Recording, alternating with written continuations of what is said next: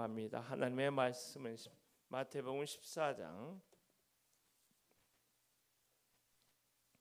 1절에서 12절 말씀을 보려고 합니다.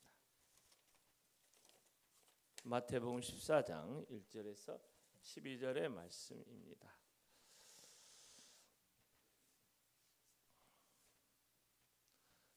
함께 합독해 볼까요? 마태복음 14장 1절에 12절 시작. 그때 분봉왕 헤롯이 예수의 소문을 듣고 그 신하들에게 이르되 이는 세례 요한이라. 그가 죽은 자 가운데서 살아났으니 그러므로 이런 능력이 그 속에서 역사하는도다 하더라.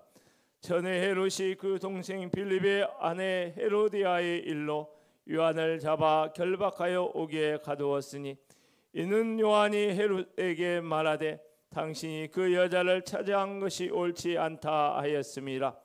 헤롯이 요한을 죽이려 하되 무리가 그를 선지자로 여김으로 그들을 두려워하더니 마침 헤롯의 생일이 되어 헤로디아의 딸이 연석 가운데 춤을 추어 헤롯을 기쁘게 하니 헤롯이 맹세로 그에게 무엇이든지 달라는 대로 주겠다 약속하거늘 그가 제 어머니의 시킴을 듣고 이르되 세례 요한의 머리를 소반에 얹어 여기서 내게 주소서 하니 왕이 근심하다 자기가 맹세한 것과 그 함께 앉은 사람들 때문에 주라 명하고 사람을 보내어 옥에서 요한의 목을 베어 그 머리를 소반에 얹어서 그 소녀에게 주니 그가 자기 어머니에게로 가져가니라.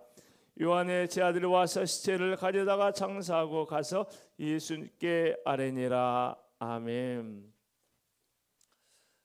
사랑하는 성도 여러분 그리고 모든 예배자 여러분, 오늘 주의 은혜가 예배하는 우리 모두에게 임한 것을 예수 이름으로 선포합니다. 주께서 우리에게 하나님을 예배할 수 있는 시간과 또 건강과 여건과 환경을 열어주신 것 얼마나 감사한지 모릅니다. 우리 한국에 있기 때문에 하나님을 예배하는 것이 얼마나 큰 축복인지 잘 모릅니다. 그런데 사실은 이웃나라 여러 나라를 세계 지구촌에서 살펴보면서 보는 것은 예배하는 그 자리에 아프리카 같은 경우에는 총을 들고 테러범들이 들어와서 26명의 사람들을 죽이는 그런 비극적인 일도 있었고요. 또 알제리 같은 나라는 10명 이하의 교회도 간섭하고 예배를 못 드리게 하고 예배를 재개하지 못하게 탄압하는 그런 일들이 있고요. 중국 같은 경우에는 선교사 추방하는 일이 비일비재하잖아요. 그래서 지하교회에서 몰래 예배를 드리는데 그 예배한 사람들의 마음이 어땠을까요? 이 한 번의 예배를 위해서 나의 목숨을 내어놓겠다. 할렐루야. 여러분 이 심정이 좀 느껴지나요? 이 한 번의 예배를 드리면서 내가 죽을지라도 이 예배를 포기하지 않겠다. 이런 마음으로 예배를 드리는데 이런 마음으로 예배에 나와서 하나님께 찬송하면서 기도하면서 말씀을 드리면서 이 자체 그렇게 한다는 것이 얼마나 다시금 놀라운 축복인지 다시금 내가 오늘 특별히 오늘 예배 드리면서 그런 생각을 많이 하게 됩니다. 사실 지난주까지 68회에 걸쳐서 로마서 강의 정말로 장대한 말씀의 이어정을 마무리하고 마태복음으로 다시 들어왔어요. 마태복음은 66번에 걸쳐서 13장까지 강해를 하고 이제 14장에 들어가서 딱 보니까 세례 요한의 죽음이 딱 등장해서 어떡하나 교회 와서 살리는 이야기, 은혜로운 이야기, 업이 되는 마음을 업을시키고 삶을 업을시키는 그런 이야기를 해야 되는데 세례 요한의 죽음을 이야기하는 어떨까 마음이 참 부담이 됐고 이 말씀 속에서 이 본문의 말씀을 통해 우리 하나님이 뭐라 말씀하실까 참 기도 많이 했습니다. 그런데 오늘 본문이 말씀이 성령의 감동으로 기록한 하나님의 말씀이라면 할렐루야. 오늘 세례 요한의 죽음을 통해서도 우리의 마음을 만져주시고 우리의 길을 열어주시는 하나님의 특별한 은혜의 말씀을 우리가 듣게 되리라 생각을 합니다. 오늘 본문의 말씀은 사실은 마가복음 6장 14절에서 29절의 말씀을 마태 사도의 영적인 시각을 빌어서 조금 축약해서 오늘 이 자리에 기록을 하고 있는데요. 그래서 제가 여러 가지 제목을 생각하다가 이런 질문이 내 안에 떠오르더라고요. 왜 마태 사도가 오늘 14장 여기에서 이미 세상을 떠난 세례 요한의 죽음의 이야기를 끌어와서 지금 여기에서 하고 있을까라고 하는 생각이에요. 여기 본문에 등장한 세례 요한의 죽음은 이때 죽은 것이 아니라 이미 전에 죽은 거예요. 그런데 왜 마태 사도는 이 세례 요한의 죽음을 이 자리에 끌어와서 여기에서 이야기를 하고 있을까라고 하는 점이에요. 이런 여러분 질문을 가지고 이 말씀을 한번 같이 따라가기 원합니다. 오늘 본문의 말씀은 크게 보면 두 단락으로 되어 있어요. 하나는 헤롯에 대한 서론적인 이야기가 1절에서 2절에 나오고요. 3절부터 12절까지는 세례 요한의 죽음에 대해서 나오는데 그 세례 요한의 죽음에 대한 이야기가 세 등분으로 나누어질 수가 있어요. 그래서 넓게 보면 네 단락으로 나누어지고 특별히 3절, 5절 요한의 체포에 대해서 그리고 6절에서 8절에 헤로디아의 딸 살로메의 춤을 추는 내용과 그 살로메가 요구한 끔찍한 내용에 대해서 다루고 있고 그리고 9절에 12절은 세례 요한의 죽음과 그를 장사지는 제자들의 이야기를 이렇게 다루고 있는데요. 한번 보죠. 우리 1절, 2절 말씀을 한번 읽어보죠. 시작. 그때 분봉왕 헤롯이 예수의 소문을 듣고 그 신하들에게 이르되 이는 세례 요한이라 그가 죽은 자 가운데서 살아났으니 그러므로 이런 능력이 그 속에서 역사하는도다 하더라. 할렐루야. 헤롯에 대한 어떤 서론적인 이야기를 하고 있는데요. 먼저 우리가 이 말씀에서 보아야 될 것은 그때라고 하는 말이에요. 그때라고 하는 말은 앞에 있는 이야기와 지금 현재 이야기하고 있는 이 세례 요한의 죽음의 이야기를 연결시키는 역할을 하는 말이 그때라고 하는 말이에요. 앞에 있는 이야기가 뭐냐면 예수님이 고향에 간 이야기를 다루고 있어요. 고향에 갔는데 고향에 있는 사람들이 예수님을 환영하지 않았어요. 예수님을 오히려 환영하기는커녕 예수님을 배척하는 그런 냉소적인 일이 그 고향 방문의 역사 속에 고향 방문의 일 가운데 있었어요. 그래서 예수님께서 이런 말씀을 하시죠. 선지자가 자기 고향과 자기 집 외에서는 존경을 받지 않음이 없느니라. 이런 이야기를 하고 있어요. 고향에서 환대를 받고 또 박수를 받고 응원을 받고 격려를 받아야 될 고향에서 배척을 받고 쫓겨나듯 떠나가는 예수님의 뒷모습을 여러분 한번 상상해 보십시오. 그런 예수 그리스도의 뒷모습, 그 속에서 무엇을 보느냐면 십자가를 향하여 걸어가시는 예수 그리스도의 고독한 아픔 어린 외로운 십자가의 길을 향해 걸어간 예수 그리스도를 생각하게 되는 거죠. 바로 이러한 어떤 영적 무드 속에서 오늘 14장의 세례 요한의 이야기를 들여다보아야만 오늘 본문의 말씀을 통하여 하나님께서 우리에게 말씀하시는 정확한 세미한 음성을 들을 수 있다라고 하는 것을 우리가 볼 수 있을 것입니다. 두 번째, 분봉왕 헤롯에 대하여 한번 생각해 보세요. 마태복음에는 헤롯이 여러 사람이 등장하고 있어요. 우리가 잘 알고 있는 동방 박사들과 연관된 헤롯 대왕이 있어요. 이 사람은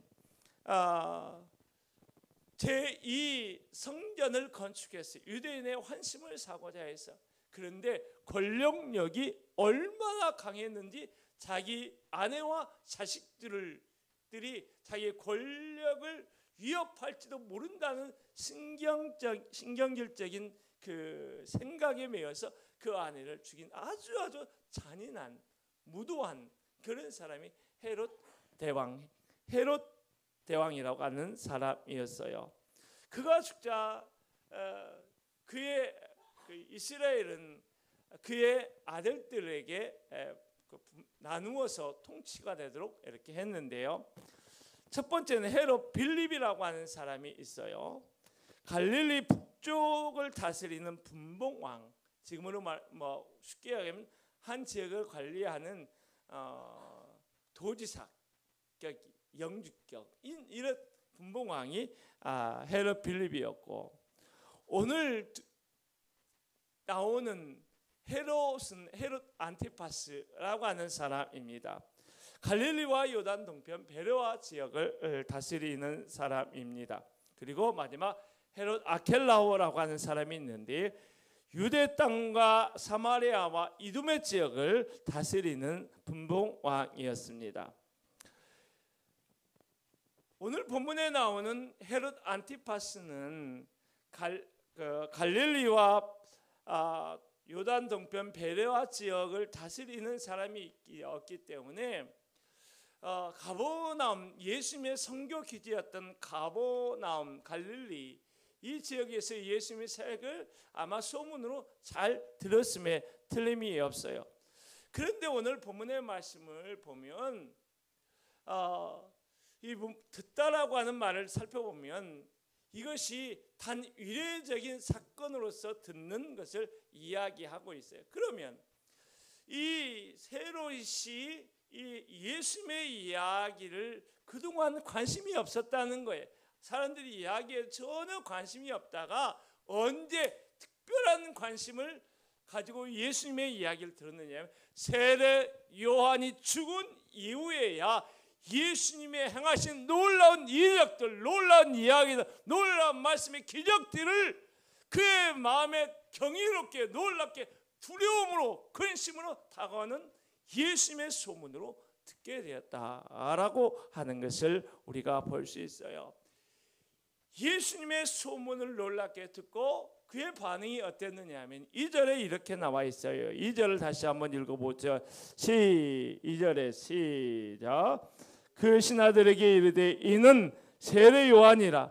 그가 죽은 자 가운데 살아났으니 그러므로 이런 능력이 그 속에서 역사하는도다. 이렇게 말하고 있잖아요.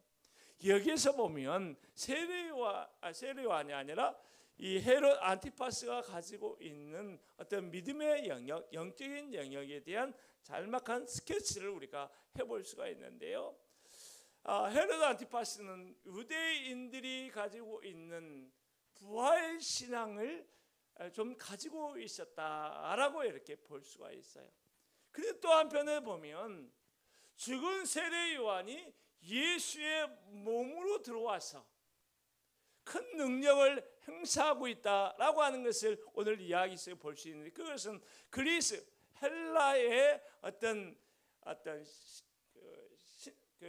신앙의 일면을 들어와 있는 거예요.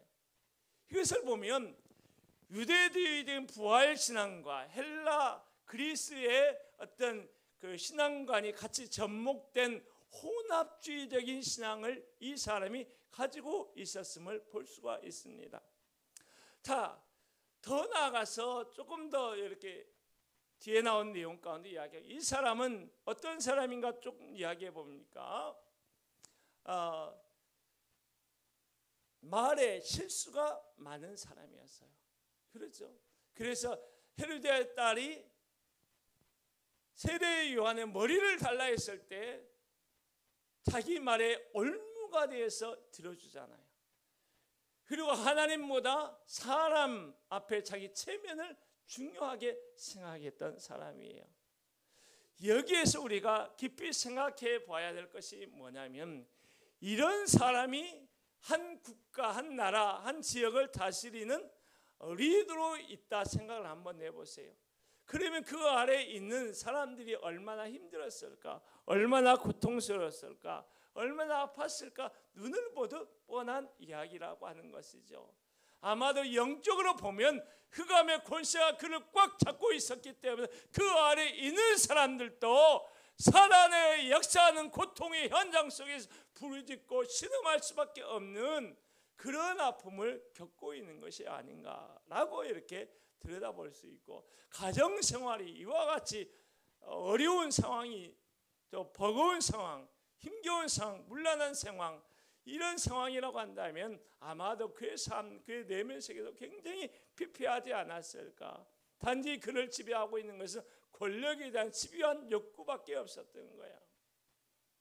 제가 이것을 보면서 적어도 우리들은 이런 것을 놓고 기도해야 되겠다라고 하는 생각이 퍼뜩 스치는 거예요. 첫 번째는 믿음의 백성들은 우리 그 지역, 그 영역의 리더를 놓고 특별히 기도하는 사명이 있다는 것이에요. 여러분이 기도할 때 여러분 자신만을 위해서 기도하는 것은 무책임한 거예요. 믿음의 사람들은 나를 넘어서는 기도를 하나님 앞에 드려야 되는 거예요. 할렐루야. 특별히 정치의 영역에 있어서 그 나라의 지도자들을 놓고 기도해야 되는 것이 우리 그리스도인들의 책무라고 하는 거예요. 이것은 대단히 중요한 것입니다. 할렐루야. 두 번째, 또 하나 스치는 영감 어린 그 생각이 뭐냐면, 우리 자신이 우리의 있는 영역에서 리더의 역할, 탁월한 역할을 감당할 수 있도록 우리 자신을 놓고 기도하고 하나님 앞에 간구해야 되지 않느냐. 하나님께서 우리 자신을 이 세상에 보내실 때는 하나님의 리더로서, 하나님의 대사로서, 할렐루야, 예수 그리스도를 대신하는 사람으로 이 세상에 파송한 줄 믿습니다. 할렐루야. 그렇다고 한다면 우리는 이 세상을 이끌어갈 수 있는 리더로 하나님이 이 세상에 보내주신 거예요. 리더로서 자기 자신을 자각하고, 할렐루야, 나는 아무나가 아니야.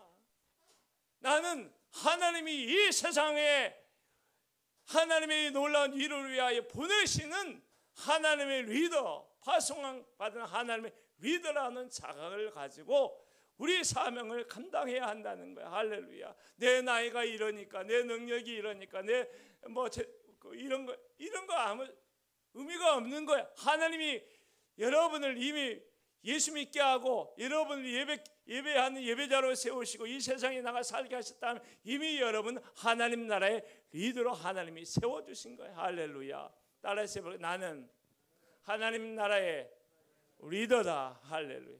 이 세상을 변화시켜가는 하나님의 리더는 나인 거예요. 할렐루야. 여러분 이런 프라이드, 이런 자부심을 가지고 이 세상을 살아갈 수 있기 바랍니다. 특별히 저는 다음 세대를 생각하면서 정말로 다니엘과 같은 기도의 사람, 할렐루야, 요셉과 같은 정치에 탁월한 리더들이 우리 그리스도인들 가운데서 일어났으면 좋겠다. 영역마다 하나님의 다음 세대 가운데 탁월한 리더가 일어나서 이 시대를 책임져 나갔으면 좋겠다. 이렇게 기도했으면 좋겠다는 생각이 마음에 문득문득 일어나요. 한동대학교를 잠깐 이야기. 한동대학교가 한동대학교 우리 아들이 다니는 한동대학교가 캐치프레이 뭐냐면 배워서 남자, 공부해서 남자, 그런 프레이도 있지만 세상을 변화시키는 하나님의 리더를 양육하자는 거거든요. 할렐루야. 여러분, 우리의 자녀들을 놓고 기도할 때 우리의 자녀들이 이 세상에 의해서 휩쓸리는 사람이 아니라 이 세상을 이끌어갈 수 있는 하나님의 리더로 세워달라고, 그런 세대가 일어나게 해달라고 간절히 기도할 수 있기 바랍니다. 지금부터 이야기하는 것은 그 내용을 잠깐 스케치하고 저는 보강하는 이야기를 하려고 하는데요. 우리 3절에서 5절 말씀을 한번 보시죠. 다 같이 한번 읽어볼까요? 시작. 헤롯이 그 동생 빌립의 아내 일로 요한을 잡아 결박하여 옥에 가두었으니 이는 요한이 헤롯에게 말하되 당신이 그 여자를 찾아간 것이 옳지 않다 하였음이라. 헤롯이 요한을 죽이려 하되 무리가 그를 선지자로 여김으로 그들을 두려워하더니. 할렐루야. 여기서 보면 전에 헤롯이 그 동생 빌립의 아내 일로 요한을 잡아 결박하여 옥에 가두었다. 우리 3절에 이렇게 이야기하고 있는데요. 왜 세례 요한이 체포당하였는지, 옥에 갇혔는지에 대한 설명을 이 말씀 속에서 하고 있는데요. 이 말씀을 좀 더 이해하기 위해서 역사적인 내용을 조금 끌어와서 이야기할 필요가 있어요. 헤롯 안티파스는 나바티아의 아레타스 왕의 딸과 결혼을 했습니다. 이 결혼은 어떤 낭만적인 결혼이라기보다는 정략적이었어요. 로마의 아우구스트 황제가 그 헤롯이 있는 지역 또 이스라엘 이 땅을 안정시키기 위해서 이 나바티아의 왕의 딸과 헤롯 안티파스의 결혼을 추선해서 그래서 이 결혼이 이루어졌는데, 그래서 이 결혼 생활에 15년이 갔어요. 그런데 헤롯 안티파스가 어느 날 로마로 간 거예요. 로마에는 분봉왕이 되지 못한 동생 빌립이 살고 있었습니다. 그 집에 헤롯 안티파스가 머물면서 동생의 아내였던 헤로디아와 눈이 맞아버린 거예요. 헤로디아는 사실은 매우 특별한 그 혈통적 그 주의를 가지고 있었는데요. 그건 뭐냐면 신약과 구약의 중간기에 하스모니아 왕조가 있었습니다. 그 하스모니아 왕족의 하스모니아 왕국의 혈통을 잇는 그런 사람이 헤로디아였어요. 그렇기 때문에 그 정권의 그 안정성에 이 사람과 만나면서 결혼하면 굉장히 도움이 많이 되리라 아마 헤롯 안티파스가 판단을 했을 거예요. 왜냐하면 자신 정통성이 빈약한 사람이었거든요. 그래서 헤롯 안티파스가 헤로디아에게 다가갔는지 헤로디아가 권력에 집요한 욕심 때문에 헤롯 안티파스를 유혹했는지 모르겠지만 헤로디아가 헤롯 안티파스에게 나와 결혼하려면 당신이 먼저 이혼을 하십시오. 나도 이 빌립과 이혼하겠습니다 라고 요구를 한 거예요. 그래서 헤롯 안티파스가 그 딸을 그 아바테스 왕의 딸과 이혼하고 그를 그의 나라로 돌려보내고 이 헤로디아가 결혼을 하고 낳았던 딸 살로메 여기에 헤로디아의 딸을 데리고 그 헤롯 안티파스에게 다시 재혼해서 가정을 이룬 것이지요. 그런데 이 결혼은 사실 여러 가지 큰 문제를 이야기했어요. 첫 번째 문제는 국가적인 전쟁을 이야기해서요.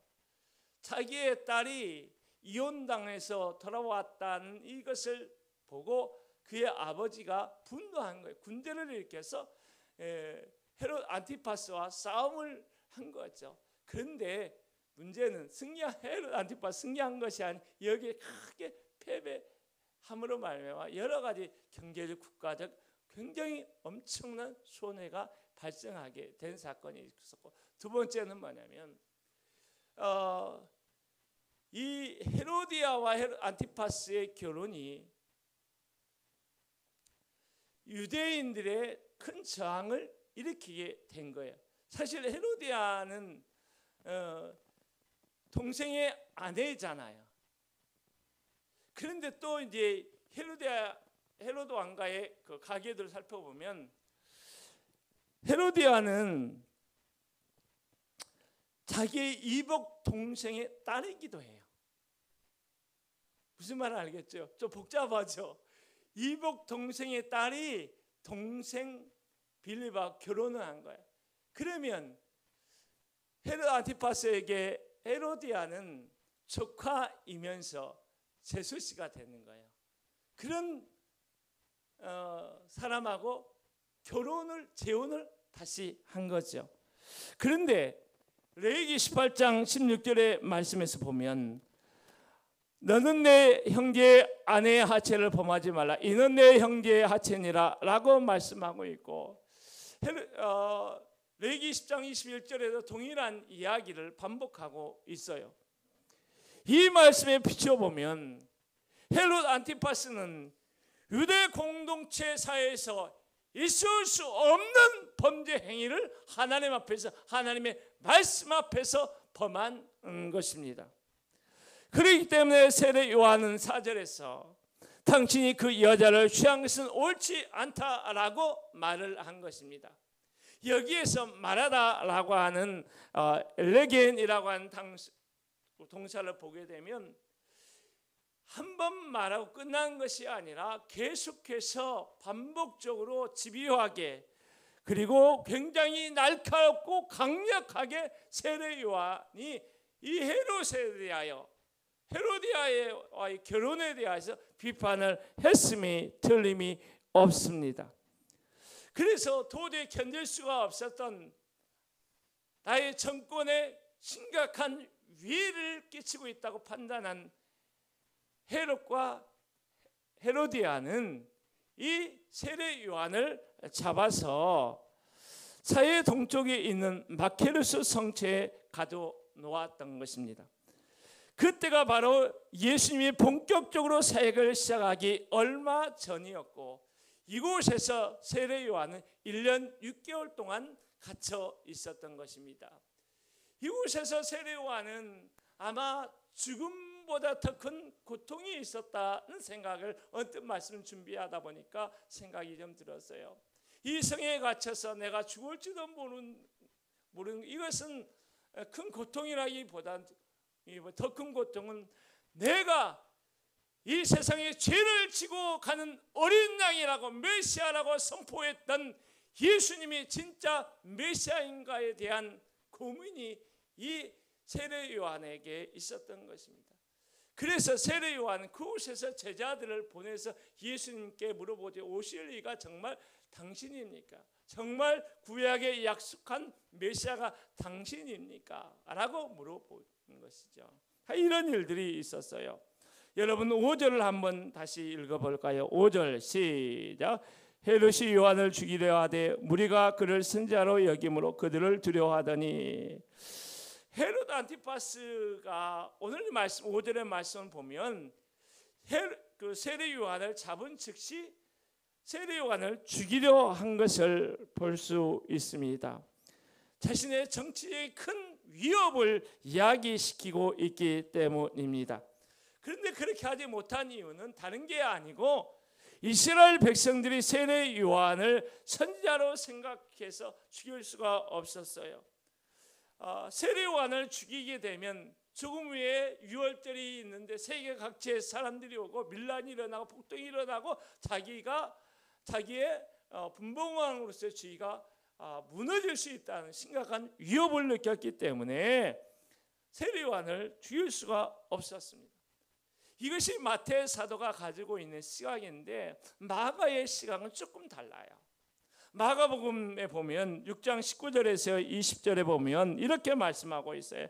헤로디아가 요한을 원수로 여겨 죽이고자 하지 못한 것은 헤롯이 요한을 의롭고 거룩한 사람으로 알고 두려워하여 보호하며 또 그의 말을 들을 때 크게 번민하면서 달갑게 들음이로라. 여기에서는 헤롯에 대하여 굉장히 긍정적으로 묘사를 하고 있는데요.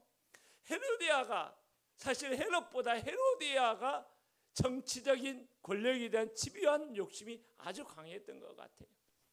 그래서 헤롯보다 더 이 세례 요한을 원수로 여겨서 죽이려고 했어요. 사람을 보내서 암살을 하려고 했어요. 그런데 헤롯 안티파스는 그를 보호하기 위해서 마케르스 성체, 오늘 생일잔치가 벌어진 이 마케르스 성체 안에 있는 감옥에 이를 가두어둔 거예요. 왜냐하면 헤롯 안티파스는 세례 요한을 의로운 사람이라, 선지자라 생각하고 그의 말을 고민하면서도, 번민하면서, 화가 나면서도, 아프면서도 듣고 그렇게 했던 사람이었거든요. 이런 마태복음과 마가복음의 어떤 이 말씀을 통해서 헤롯을 다시 한번 그려보면 어떨까 싶었어요. 세례 요한을 대하는 헤롯의 마음은 두 마음이 있었다는 거예요. 한 가지 마음은 이 세상의 욕심에 매인 권력에 지배한 욕망에 매여서 세례 요한을 그저 즉시 죽이고자 하는 그런 마음이 이 헤롯에게 있었던 것입니다. 반대로 또 헤롯의 마음에는 세례 요한이 거룩하고 의로운 사람, 하나님의 선지자로 알고 그를 두려워하는 그런 마음이 있었던 것이에요. 처음에는 그러기 때문에 세례 요한을 보호하려고 했지만 결과적으로 시간 속에서 그는 이 첫 번째 선택, 자기 권력에 지배한 욕망을 선택하고 말았던 것이지요. 사랑하는 여러분, 이것을 보면서 우리 현대인의 내면을 들여다보게 되었습니다. 우리 현대인의 내면에는 헤롯과 같은 그런 마음이 있다는 거예요. 어찌 보면 헤롯이야말로 갈등하고 고민하는 현대인을 상징적으로 보여주는 그런 사람이 아닐까 생각이 들어요. 헤롯에게는 권력에 대한 욕심이 있어서 욕망에 붙잡혔지요. 둘째는 뒤에 나온 헤로디아의 딸에게 천하의 반이라도 주겠다고 맹세한 말을 했습니다. 그리고 셋째, 함께 있던 사람들 앞에 체면을 지키고자 했습니다. 이것은 자기 욕망에 매인 결과이죠. 그러므로 말미암아 그는 이런 세례 요한을 죽이는 선택을 했는데요. 헤롯을 다시 생각해 보면서 현대인들이 가지고 있는 것, 진리를 따를 것인가, 아니면 나의 욕심을 위해 따라서 그런 삶을 살아갈 것인가, 선택의 갈림길이 번민한 현대인의 자화상이 보게 되는데요. 사랑하는 여러분, 현대인들이 아니면 예수 그리스도를 믿는 사람들이라 할지라도 하나님의 말씀, 진리의 말씀에 귀 기울이기보다는 자기 욕망의 소리에 귀 기울이게 되면 헤롯의 길을 걸어갈 수밖에 없다는 것이죠. 그리고 현대인이랄지라도 자기 말을 절제 없이 하다 보면 그 말의 족쇄가 되어서 헤롯의 길을 걸어갈 수밖에 없다는 것이죠. 어찌 보면 현대인일지라도, 특별히 우리 그리스도인이라 할지라도 하나님보다 사람을 먼저 생각하고 자기의 자존감, 자기 프라이드를 먼저 생각하게 되면 헤롯의 길을 걸어갈 수밖에 없다라고 하는 메시지를 하나님의 세운 음성을 이 속에서 보게 되는 것이죠. 사랑하는 여러분, 우리도 많은 선택에 고민되는 순간순간을 만날 수가 있어요. 그때 여러분, 우리는 헤롯을 선택하여 그 욕망을 따라 갈 것인지, 아니면 주님을 생각하고 주님을 바라보며 조금 어려움이 있더라도, 좀 피해가 있더라도 예수님을 따르는 길을 선택할 것인지, 언제나 우리의 인생에는 이런 선택의 중대한 기로에 설 때가 많이 있습니다. 여러분, 하나님은 살아계십니다. 하나님은 살아계시고 우리의 인생의 길을 인도하신 참 좋으신 하나님이십니다. 할렐루야. 하나님은 살아계셔서 우리를 사랑하시는데 가장 좋은 길로, 가장 형통한 길로 우리의 걸음을 인도하시는 것입니다. 그분의 살아계심과 그분이 나를 사랑하심과 그분이 나의 걸음을 인도하심을 신뢰하십니까? 그렇다고 한다면 우리의 세상 욕심을 좀 내려놓아야 됩니다. 할렐루야. 자기 마음을 비워야 합니다. 자기 마음을 비우지 않고 주님을 어떻게 따르고 주의 말씀을 어떻게 순종하여 갈 수 있습니까? 자기가 강하면 예수 그리스도께서 우리 안에 역사할 공간이 없는 거예요. 주의 말씀이 들릴 수 있는 공간이 없는 거예요. 특별히 그리스도인들은 말에 절제가 있어야 돼요. 덕이 되지 못한 말을 아예 하면 안 돼요. 할렐루야. 덕이 세우지 못한 말을 하게 되면 그 말이 족쇄가 되어 내 삶을 어그러뜨리게 된다는 거예요. 주님을 따라가지 못하게 하는 역할을 한다는 거예요. 사탄의 가시가 되어서 사역할 때마다 어렵게 만든다는 거예요. 그 무엇보다도 여러분 사람 보고 살지 마십시오. 할렐루야. 여러분 사람 보고 살면 넘어지게 되어 있어요. 그러나 전능하신 하나님을 바라보며 가면 우리가 결코 실족하지 않습니다. 넘어지지 않습니다. 할렐루야. 세 번째 6절에서 8절의 말씀을 한번 볼까요? 다 같이 한번 읽어보죠. 시작. 마침 헤롯의 생일이 되어 헤로디아의 딸이 연석 가운데 춤을 추며 헤롯을 기쁘게 하니 헤롯이 맹세로 그에게 무엇이니 달라는 대로 주겠다 약속하거늘 그가 제 어머니의 시킴을 듣고 이르되 세례 요한의 머리를 소반에 담아 여기서 내게 주소서 하니. 자, 마태 사도는 마가복음의 세례 요한의 이야기를 이렇게 다시금 가져와서 풀어내고 있는데요. 세례 요한이 갇혀있던 마케르스 성취에서 헤롯의 생일을 맞이해서 생일 잔치가 벌어졌어요. 여러 사람들이 많이 왔죠. 군대에 있는 간부급 인사들이 다 왔어요.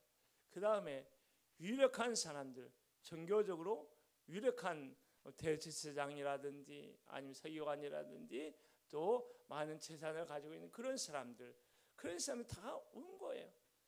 그런데 그 속에서 어떤 일이 이루어지냐면 술 진탕 먹으면서 술판이 벌어졌는데 술판의 정점에 누가 등장하느냐면 12살 혹은 14살 된 우리 헤로데아의 딸 일명 살로메가 등장한 거예요.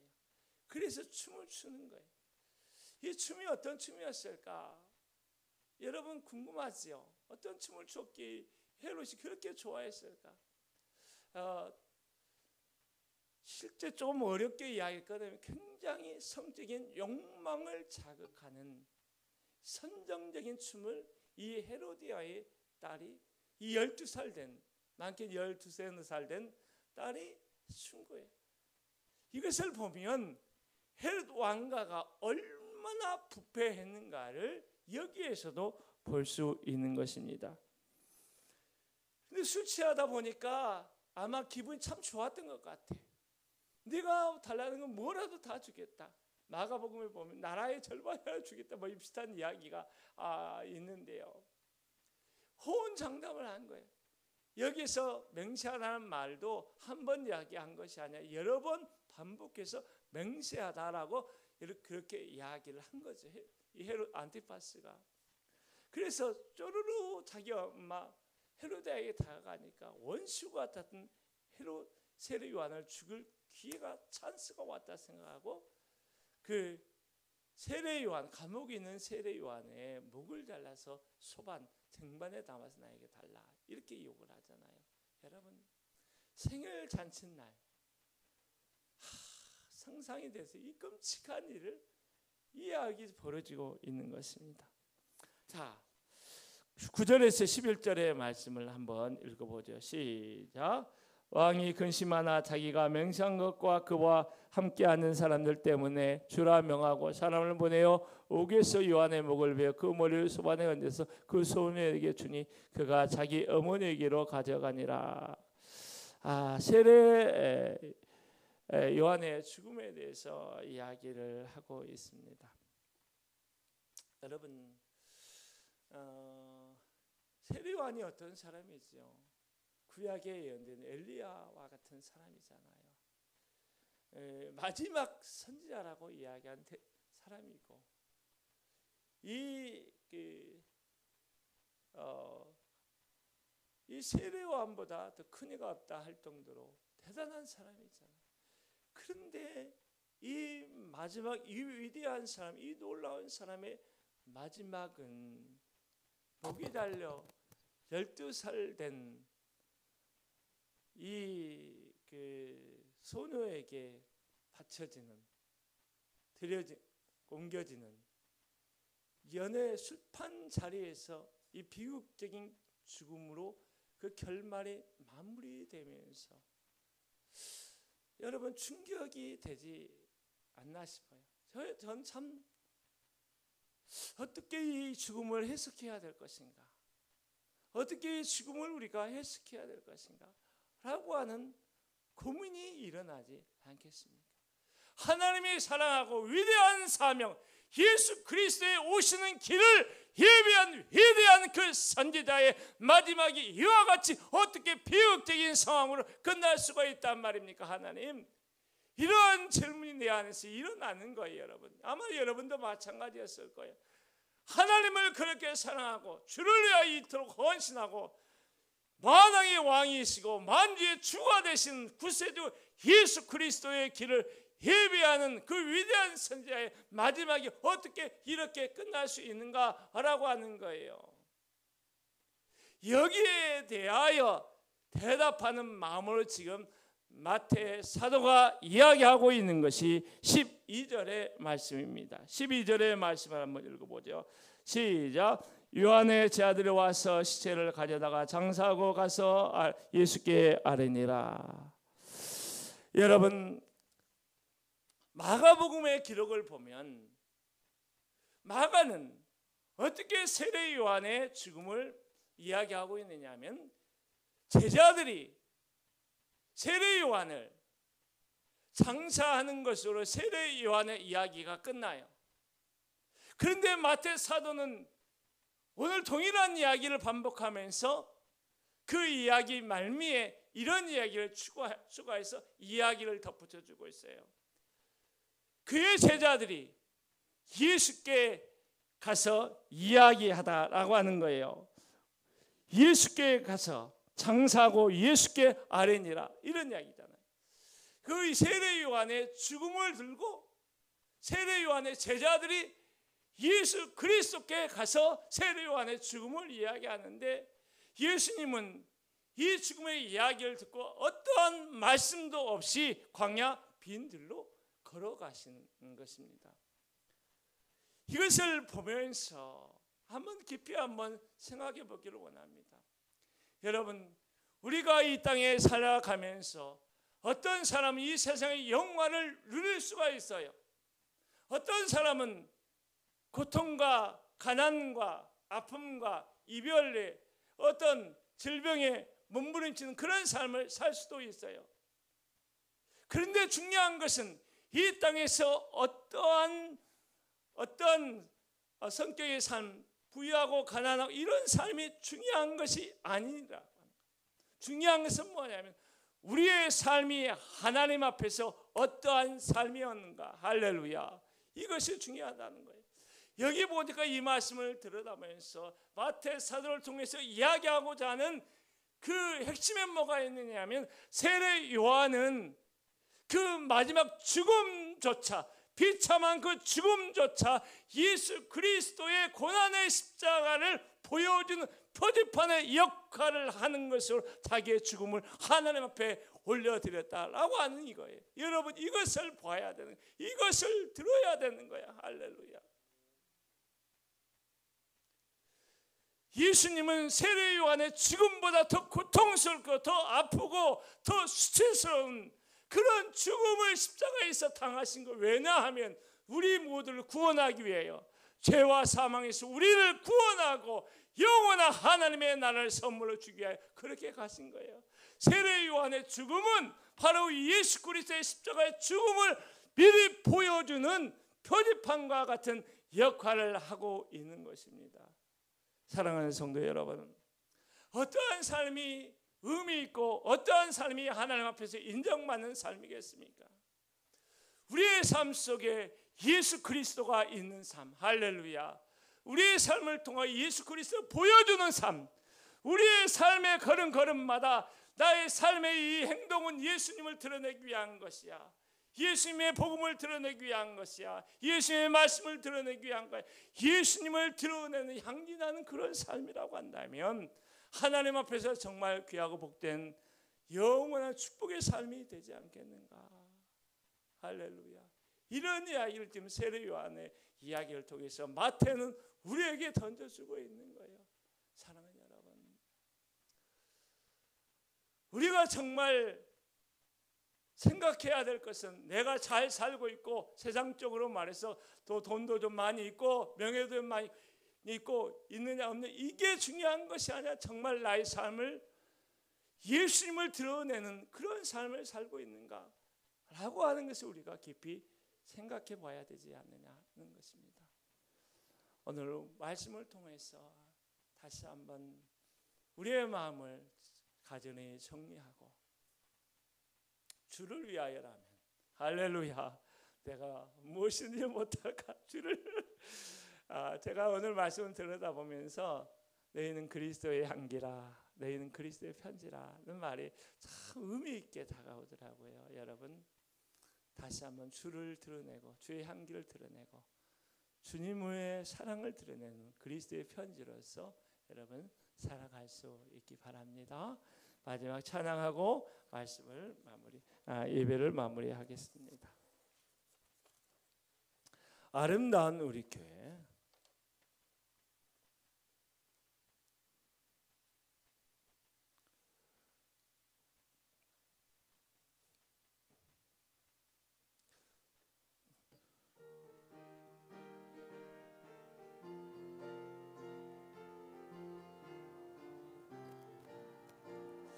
어둡고 냉랭한 이 땅 위에 밝은 등불을 비추며 참된 진리를 가르치는 아름다운 우리 교회요. 오 컴 나오라고 부르도다 모두 나같이 가보세. 참된 진리를 가르치는 아름다운 우리 교회요. 전너귀에 아름다운 우리 교회가 서 있네. 어린 내 시절 정다웁던 사랑하는 우리 교회요.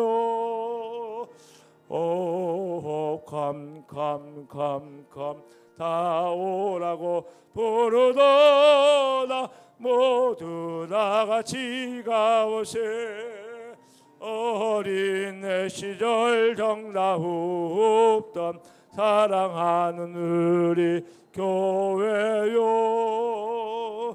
주일 아침에 교회에서 맑은 종소리 울리네. 모두 주님께 돌아오라. 속삭이듯 멀리 퍼지네. 오 컴 다 오라고 부르도다 모두 나같이 가보세. 모두 주님께 돌아오라. 속삭이듯 멀리 퍼지네. 사랑하는 여러분, 우리의 삶이 하나님과 관련이 될 때만 의미가 있는 것입니다. 여러분의 삶이 그리스도의 향기를 드러내는 위대하고 영원한 축복의 삶이기를 원합니다. 세례 요한을 보면서 어찌 그럴 수 있나 탄식하지 말고, 세례 요한은 그 죽음조차 예수 그리스도의 십자가를 드러내는 위대한 삶을 살았음을 다시금 생각하면서 우리의 마지막이 오직 예수 그리스도의 십자가를 드러내는 그런 삶이 되도록 살아갈 수 있기 바랍니다. 지금은 우리 구주 예수 그리스도의 은혜와 아버지 하나님의 놀라운 사랑과 성령의 내주교통 충만 역사하심이 그리스도 예수를 드러내는 삶의 표지판으로 살기를 결단하며 나아가는 모든 주의 백성들에게 교회 위에 영원히 함께 하시기를 간절히 축원하옵나이다. 아멘.